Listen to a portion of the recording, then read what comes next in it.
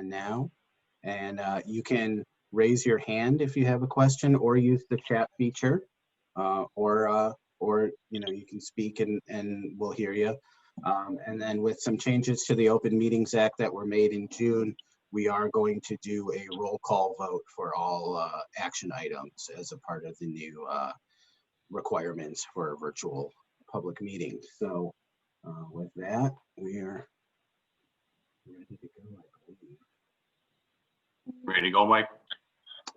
I think so. I think I got everybody as they logged in, although people keep coming in. So we'll do our best here and make sure we get everybody if I miss somebody. All right, we'll go ahead and get started. I'll call the meeting to order, and as we normally go around the room and do introductions, instead of doing that today, Mike is going to do that by roll call of the registration list. Mike? All right. Let me see here. I'm going to go off the registration list and who I've marked as being here, and then if I missed anybody, we'll try to catch everybody at the end. So we have Mark Huber from Beach Park. Here. Bob Phillips. Here. Ann Marin. Here. Heather Galan. Here. Pam Newton. Here. Dalton Lang. Join the meeting. Michael Talbot. Here. Karen Dalton Lang. Here. Mike Brown. Present. Wally Dietrich.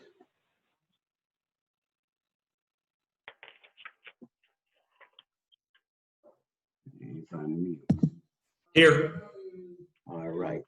Clay Johnson. Here. Mayor Jacob. Yep, I'm here. Ed Wilmus. Here. Steve Shields.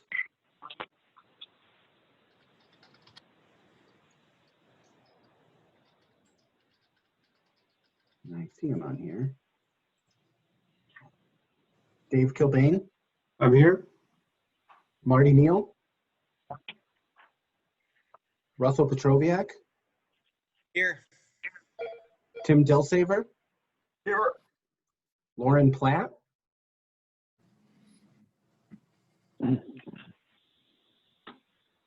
Linda Soto. I'm here, sorry. No problem. Linda Soto. Here. Rick Mack.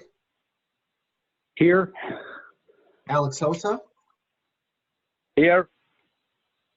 Katie Hurtis. Here. Mary Weber. Here. Matt Smith.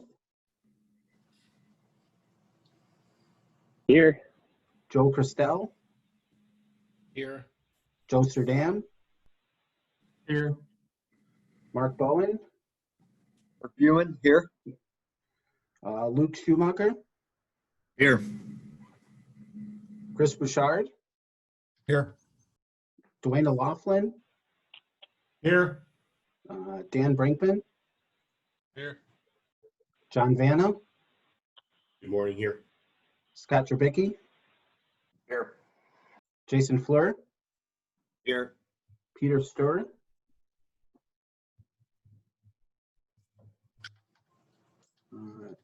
Is there anyone else that I missed? Oh, I see Mike, it's Thomas. Maria Lasnik. I'm on the line, but Stephanie Hannon's going to be joining in soon, and because I can only stay on for about a half an hour All from right, thank Bannockburn. you. Thank you, Maria. You're welcome.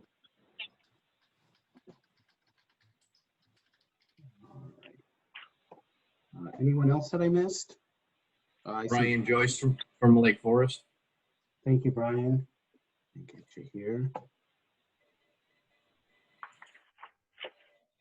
Anyone else on the phone that I missed?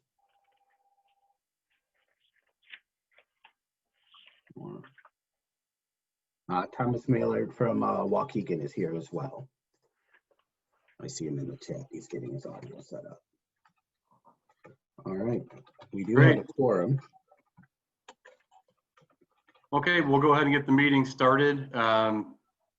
So I'm going to request a first and second, or I'm looking for a first and second on approval of the meeting minutes from June 18th. If you would, When you make the motion, state your name and organization as well, please. So approval of meeting minutes, June 18, 2020.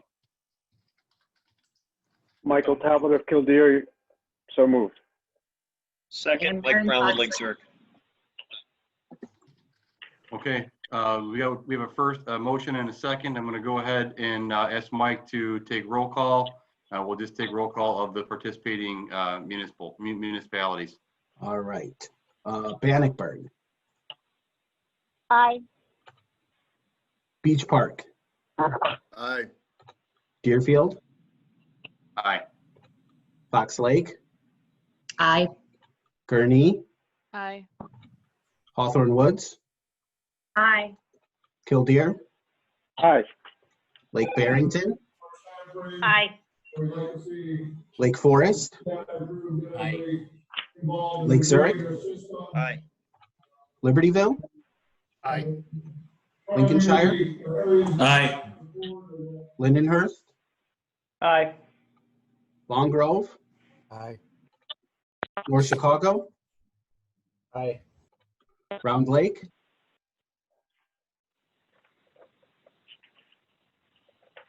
Round Lake Beach, Aye. Libertyville Township,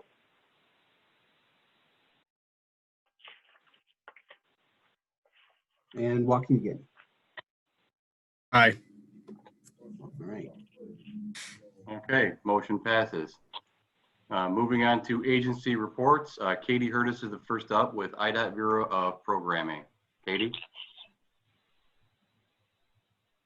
Good morning, everyone. And I'm trying to see if I can get my video up. Doesn't want to come up. So good morning. We're still all working remotely. Not sure when we'll return to the office. So the best way to get a hold of me right now is through email. I don't have my phone. So if you call the office, I'm not available there. So our multi-year program came out and the sheets reflect that. They reflect all the changes. So if you see anything that you'd like to discuss with me, email me and then we can talk. So you will notice that some of the standard overlays have been removed from the multi-year program. And this is because according to the TAMP, we can't program anything that's over a 5.0. So once the pavement falls between, that's the CRS, sorry, the CRS can't be above a 5.0. So once the project or the pavement falls below a 5.0, then we can add this into the program. So if you see some of those, probably within our next cycle, they'll be back in there. Because a lot of them were real close, but we had to remove them. So if you have any questions about the program, let me know. For construction updates, Illinois 34 from US 41 to Pulaski is complete. Illinois 176 from St. Mary's to 41 is complete. And US 45 from Woodland to Illinois 83 is complete. The work on 132 in Lindenhurst, the main line resurfacing is complete. And all that's left is the pavement markings and landscape. And that project will be complete. So the work on US 41 and 132, the railroad bridge. So the structure is up and the contractor is completing the bolting. This is scheduled to be complete by mid-September. And then the tracks will switch over mid-October. And then following that, the demo of the shoe fly structure will come down. And the estimated completion date for this is 2021. So there's finally light at the end of the tunnel. And we will have 2 lanes in each direction open for winter. So Illinois 131 at Kenosha Road, the contractor is working on stage 2 and work will be complete this fall. Illinois 131 at 120, minor signal work is being done right now. Illinois 60 at 120 to 176, the estimated start date for that is the first week of September, and 173 from 131 to 73, or 137.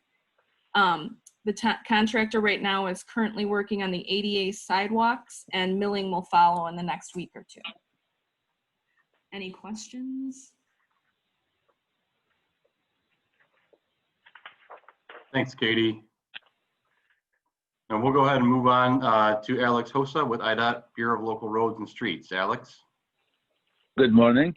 I hope everyone's doing well. I do have some update in our status sheets, which I believe everyone have it for Lake County. And the latest update I have in the first page, page 1, I don't have anything to change there. If you flip to page number 2, item number 6, Green Oaks, Atkinson Road Bridge, we do have old estimated design approval was June 30th, 2020. We moved this project to March 30th, 2021. And if we flip to page number 3, I will go to item number 10, Highland Park, which is Green Bay Road. The target letting date is now November 5th, 2021. It used to be just a bogus number. It used to be January 1st, 2022. If we flip to page number 4, item number 15, Lake County Forest Preserve, the project was let on July 31st, 2020, and the low bidder was $3,315,373. And if we'll go to page number 5, item number 18, Lake Forest, Lake Road Bridge over ravine. We had estimated design approval July 15, 2020. We need the local agency or their consultant to contact us for a new design approval date and letting date. In the same page, number 5, item number 20, Libertyville, Rutland Road, we have estimated design approval June 30th, 2020. We just need a new design approval date and letting date with that.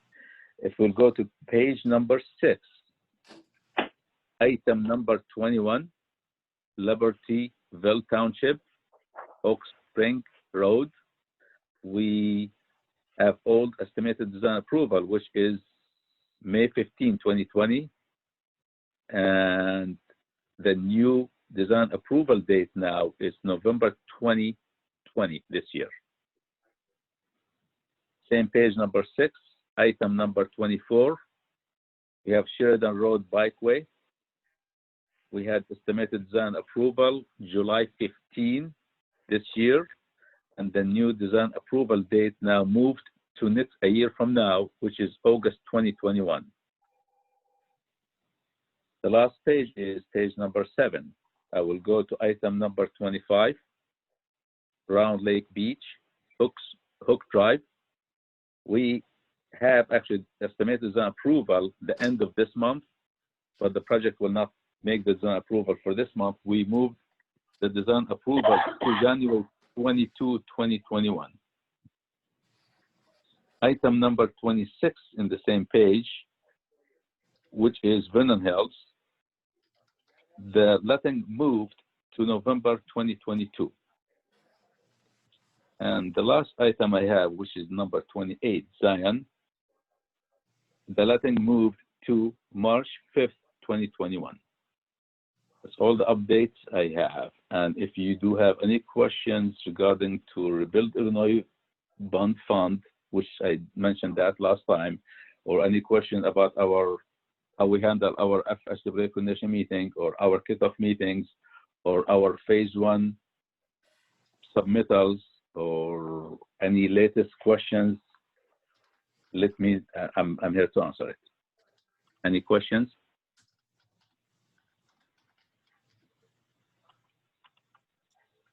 Thank you, Alex. We'll go ahead and move One quick question here, Bill Jacob. There was no change to North Go ahead. Kruger Road, right? Say again, I'm sorry. There was no change to North Kruger Road, correct? In Long Grove? In Long Grove? Yes. No, I Okay. didn't mention. No, we're good. All right, We're thank good you. with that. Thank you. Any other questions? Thank you, Alex. And we'll move You're on welcome. to the Thanks. Illinois. Good morning, everybody. I'm going to keep my report brief. I just have some operational updates since I last checked in with everyone. Like my friends over in IDOT, we are all still remote working. Again, the easiest way to get a hold of me would be email, first initial L, last name Platt, Platt @getipass.com, or Mike can always track me down too. We are still operating as a all electronic toll system right now. All our mainline toll plazas, automatic toll payment machines, in-person customer service centers are currently I online. would, but I've got a 10 o'clock meeting somewhere else. Our toll collection is currently handled via iPass, EasyPass, and through our website. However, our tollway customer service call center is operational and assisting customers, which I think is an update since we last spoke. Our board of directors has continued to meet virtually each month to keep our business and construction activity moving during this time. And we have advanced significant tolling reforms, reflecting our efforts to modernize our approach to unpaid tolls. I want to highlight a program that our board of directors approved back in July, our Tolling 2020 package. It's an effort to realign the way our customers interact with the tollway. I'm just going to hit on a couple of the highlights for everybody. Vehicle owners across the vehicle classes will now receive an invoice for unpaid tolls with an initial fee that better aligns with the underlying tolls associated with the class of vehicle. Passengers' vehicles will see an 85% reduction in initial costs with a $3 invoice fee rather than the $20 fine for unpaid each toll. As of July, toll violation fines and existing notices prior to March 9th have been reduced to the $3 across the board through the end of the year to provide customers an opportunity to pay those fines at a significant reduced rate. This includes anyone that was in collections for prior outstanding toll violations. We have a lot of information on this on our website that I would direct people to, a couple one-pagers. Again, if you have any questions on specifics, please let me know. But again, I really wanted to highlight that since the last time we spoke. For construction, as I mentioned, we're proceeding with all our construction projects as well as our roadway maintenance and repair. Safety remains our top priority. For my friends in Lake County, just one brief update, our Eden Spur tollway work, reconstruction does continue, and we will be reopening all lanes later this year. Again, if you guys have any questions, please feel free to reach out to me or happy to have a discussion now.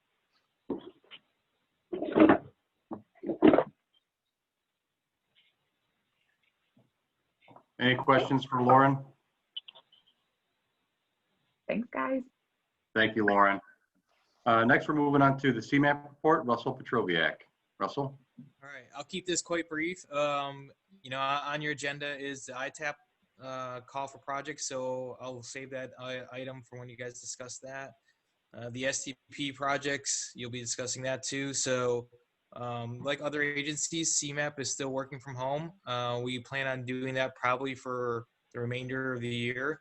That means that if you're on one of the CMAP committees, we'll still be doing virtual meetings, much as you're doing right now, for the foreseeable future. In terms of stuff that CMAP is doing that you might be interested in, we have been putting out weekly or close to weekly various reports related to the COVID-19 kind of response and how it's impacting the region. There's a lot of really good information. There's a lot of good reports that are out there. Some of those were recently given. Some of the work that we've recently done was presented to the Council of Mayors that met on Tuesday.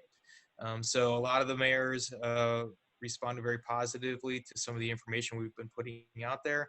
One of the things that CMAP has been doing is periodically, every month or two, maybe 3 months, the staff reaches out to all the communities, normally to kind of share some information. We've done some stuff on census, We've done some stuff on how is the pandemic impacting budgets and things of that nature. How is in the survey, if you get a chance to look at it, the results were published. And they're on our website. And like I said, they were given to the council of mayors. One of the things it said was capital expenditures was one of the things that was at the top of the list of things that might be delayed. Now the survey was done in April/May, so it was a little bit earlier on. Things might have changed. As Mike can tell you, we check in with the PLs on a weekly basis, and we're always asking how our municipal budget's doing. Is match money going to be an issue? Or capital projects still moving forward? For the most part, it seems like things are still moving forward. We'll see how long that lasts. But for right now, in terms of what CMAP sees out there, is projects at the local level are still moving forward, engineering still going forward, right-of-way acquisition, to the extent that that can be done, is moving forward, and certainly projects are progressing towards lettings. And with that, I'll take any questions if you have any.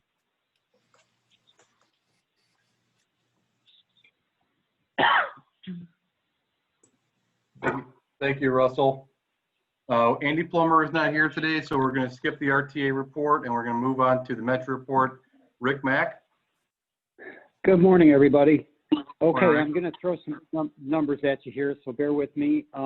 Yes, Metro offices are open, and we're kind of, many of us are working remotely, the ones that can do their jobs. Obviously, some can't. We have to go into the office or obviously be out in the field to run the essential service we have. So again, you can always get a hold of me via email. At this time, the Metro Board met yesterday, got an update on our budget situation as a result of the COVID-19 crisis. We are projecting a 2-year budget deficit of about $682.5 million right now.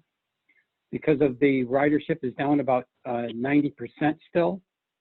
Our CFO warned that we will have to start cutting costs more aggressively without additional federal aid like the Coronavirus Aid Relief and then Economic Security Act passed in March. Metro did get about $480 million from that first coronavirus relief package, and we are grateful for that. As far as our operating budget, is funded equally by ridership, fares, and the regional sales tax. We are getting that $480 million from the CARES Act funding, leaving a projected $200 million revenue gap through the end of 2021. Our hope was, and I think everybody was, early on in the pandemic, is that we foresaw that after Labor Day, that would be an inflection point where the schools would go back and people would start returning to work. We are finding, obviously, that we are all linked. If the kids can't go back to work, folks can't go back to their jobs because daycares aren't open, schools are obviously remote, so a lot of parents have to stay home and they can't go back to their offices. We've been in contact with the offices as well, businesses, Chamber of Commerce, and they said they're still allowing their employees to work at home, obviously because of the virus. Still not under control, and they want to keep them safe. So any workers that are coming back, you know, they're doing the socially distance in the office, and they have to keep them spaced out and be very careful with that. So we're still under that, and we're going to be for the foreseeable future, as we've heard from our other agencies, still remote working. And so what we were hoping was, and what we were projecting was, our ridership would be up about 30% of the pre-pandemic levels by the end of the year. We now think that's potentially in jeopardy because obviously we don't know now. The next inflection point is going to be the end of the year. If that's going to be a point where the schools start going back or able to go back, and then more folks go back to work. So we are again monitoring that. The key point here is there is another CARES Act being debated in Congress right now. The transit agencies throughout the country are looking for $32 billion in that CARES Act to get us through to the other side of this pandemic. Dollars are included in the Democratic bill, but no dollars for transit are included in the Republican bill. So obviously that is going to continue to be debated out, and hopefully the transit agencies throughout the country, because many of them even are in more dire situations than Metro is and some of the other big cities. So we are hopeful that Congress will include transit dollars. This is going to be important to get us to the other end of the other side of this pandemic. Any help you could give us talking to your representatives, I will tell you in Illinois, we're very lucky. The Illinois delegation is overall very supportive of transit and working on our behalf. So there's not issues here with the Illinois delegation. Most of it is in Washington in that debate that's going on there. The other issue I'd like to bring up is our website. This is a very important point where we're going to need you to help us as our stakeholders. Metrorail.com, that's our website. We have a coronavirus response. Very good information, detailed information on our website. So if you have newsletters, social media, anything where you communicate to your residents about Metro's response to the COVID-19 crisis and how we're keeping people safe and what we're doing to keep our cars clean, we're going to need that now, but we're also going to need it to win back the confidence as we get on the other side of this COVID-19 virus. So any help you could give us with that would be greatly appreciated. On the capital side, local projects Metro is working on with the Waukegan Station project.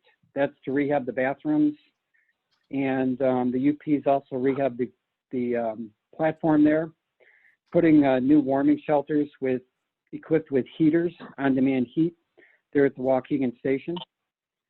That project should be completed by the end of the year. North Chicago is looking at rehabbing the station. Metro's passed through the dollars to the city of North Chicago to rehab that station. I know the planning for that is ongoing. Hopefully that will be completed by the end of the year or early next year. Great Lakes Station, Metro's passed through dollars to the city of North Chicago to rehab the parking lot on the west side of the tracks and to rehab the kiss and ride bus turnaround lane on the east side of the tracks. And then Highland Park, Metro's passed through dollars there for the city of Highland Park to do a rehab of that station, which will include the rehab of the floor and the windows in that station. So the other issue I want to talk about is the dispute we're having with the Union Pacific. What's going on here is this is going to play out in the courts.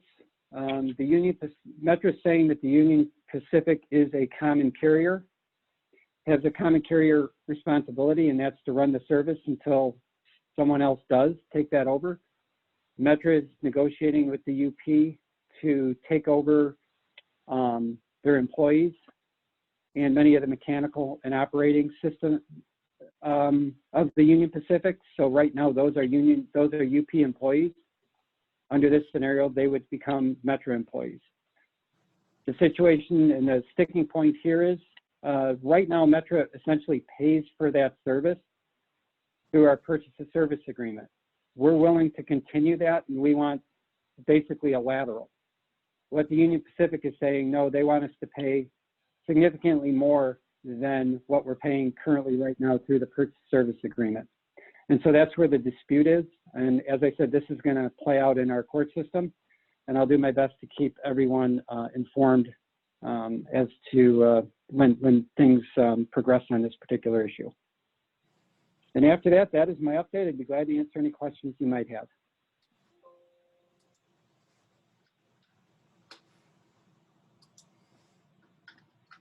Okay, thank you, everybody. Thank you. Looks like we lost Bob for a second here, so we can move on to Tim Dilsaver from PACE. Thank you. Good morning, everybody. I'd like to start off with ridership for my brief report this morning. As of August 10th, 2020, daily ridership in Lake County was 2,035. Over the same time period last year, daily ridership was at 4,123, so we're down about 50% on ridership in the county.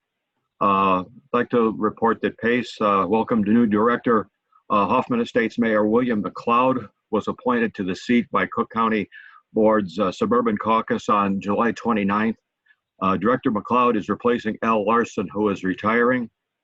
Mayor McLeod has dedicated himself to the growth and sustainability of Hoffman Estates in the areas of economic development, business retention, housing, infrastructure, and transportation. He helped spearhead and guide the development of the highly visible Barrington Interchange, which is home to Illinois' first inline on-highway bus station, and Pace's I-90 Barrington Road Park and Ride. I'd like to also discuss a couple of things about the Avon Township Food Pantry. In order to serve Avon Township residents in financial need, Pace Marketing has been authorized to create an advertising campaign that not only raises awareness for Avon Township services and the food pantry, but also will provide transportation assistance by encouraging the use of the Round Lake area on-demand service. The on-demand service has been utilized for travel to Avon Township, but the ridership is low, however. Since January of 2020, there have been 38 trips. We suspect that COVID remains a likely reason for the lack of this ridership. The plan will be implemented by Pace Planning after review of the food pantry's operational dates and times. We also realize that there might be other townships in the county that may benefit from this marketing campaign. We'll also work with Kathleen O'Connor, Libertyville Township Supervisor and President of LCCSTC, on identifying these additional townships, and we'll provide outreach. And with that, that's the end of my report. If there's any questions, we'll be glad to answer.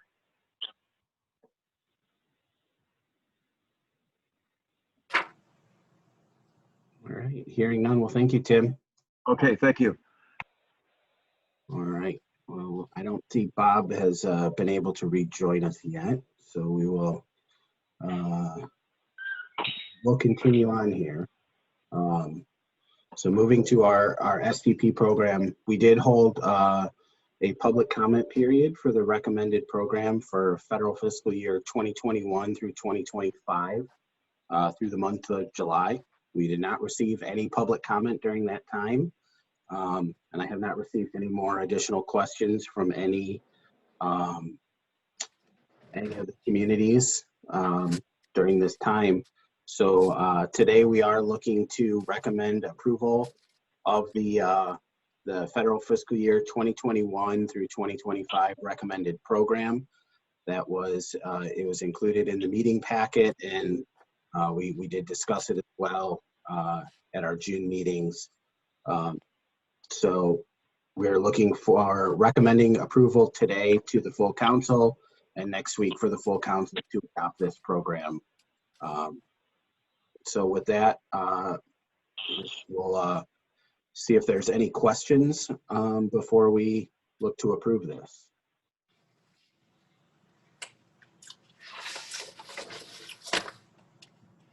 All right, hearing no questions,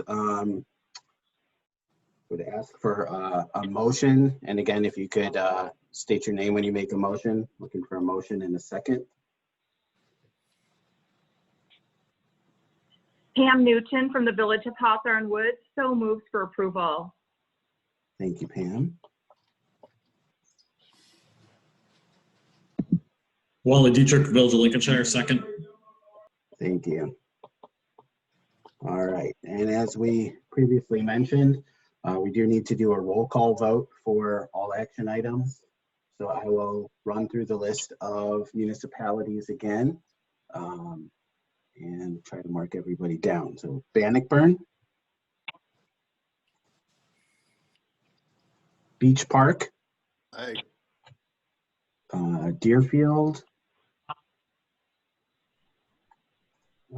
Fox Lake, Aye. Gurnee, Aye. Hawthorne Woods, Aye. Killdeer, Lake Barrington, Yes. Lake County, Yes. Lake Forest, Aye. Lake Zurich, Aye. Libertyville, Aye. Lincolnshire, Aye. Lindenhurst, Aye. Long Grove, Aye. North Chicago, Aye. Round Lake, Aye. Round Lake Beach, Aye. Libertyville Township, and Waukegan. Aye. Are there any municipalities that I missed? Right. Well, thank you. Motion passes. Okay.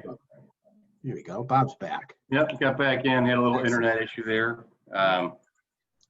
Let's see here. So what looks like we just went through the STP program. Is that correct, Mike? That's correct. We Well, just did that was pretty quick. I guess just moving on to other business then. ITEP call projects. we do have a couple of things on the STP program in terms of next steps that I just wanted to mention. So next week, the full council will vote to approve the program. And then following that meeting, I will send out a contingency list confirmation for all of the projects that were not able to be funded in our active program.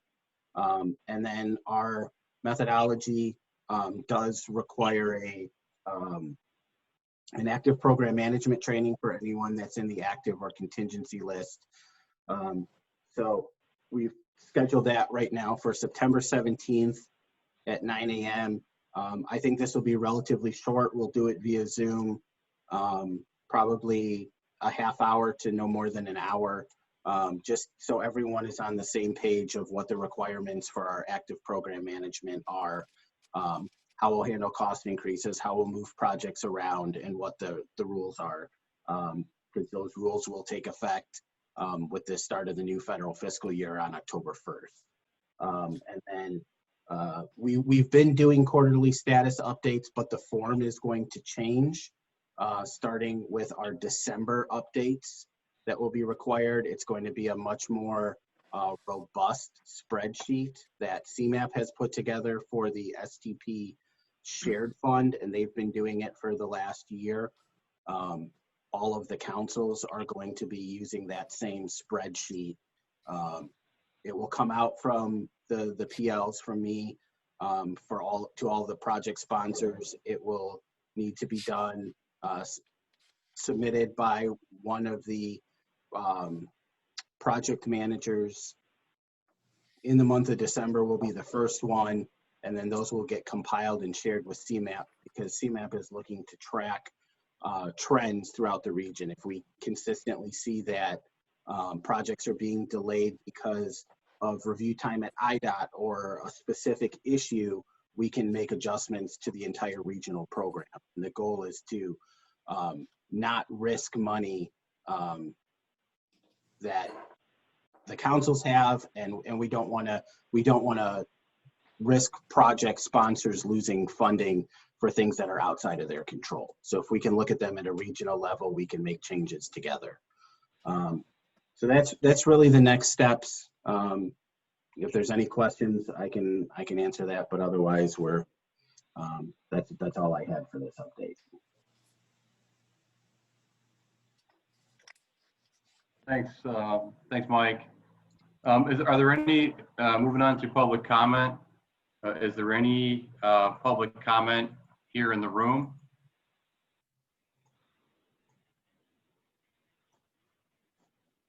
Mike, do you have any public comment that you received via email? I do not. Okay. I think Maria Lasde is gone. Did she leave? I just wanted to congratulate her on her retirement. I think this is her last council meeting.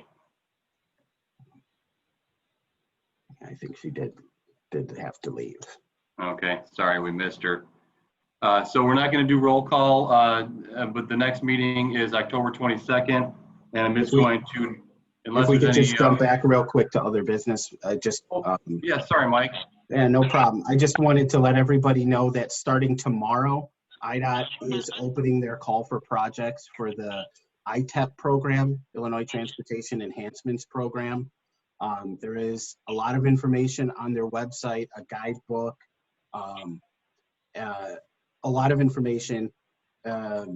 This is for bike paths, sidewalks, standalone pedestrian infrastructure. There's a number of categories that are eligible for this funding. It is a mix of federal and state funds.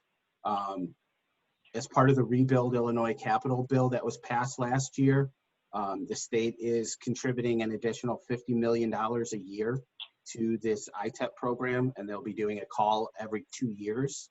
This call for projects will have $105 million available for projects. The maximum award size is $2 million per project.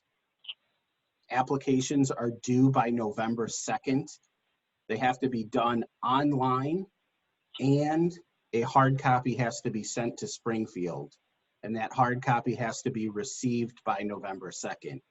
It says right on the website in bold that if it's postmarked before November 2nd and received after November 2nd, it will be ineligible and not be funded. So give yourself ample time to get that down to Springfield. The Active Transportation Alliance and the Illinois Public Health Institute are doing a series of webinars on ITEP this year. They've done the first one. The recording is on the website. Included in the meeting packet was a registration for the next one, which is happening next week, Wednesday, from 11:30 to 1. And then there's a third one, I believe, in September. The links are both in the council email that went out for this meeting, and I will include them in the full council meeting information that goes out this afternoon as well. But those have been, the first one was pretty good.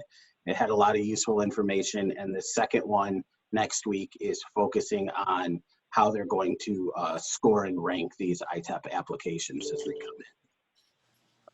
That's all I had for other business. Just wanted to make sure people are aware of this funding opportunity. All right, sorry I cut you off there, Mike. No problem. Well, I guess we'll go back and see if there's any public comment, if anybody in the room has a comment on anything. And if Mike has any comments that he's received via email. I do not. Okay, the next meeting is October 22nd. And we're not going to do roll call, but I'm going to declare the meeting adjourned. Thank you, everybody. Thanks, Mike. Thank you, everyone.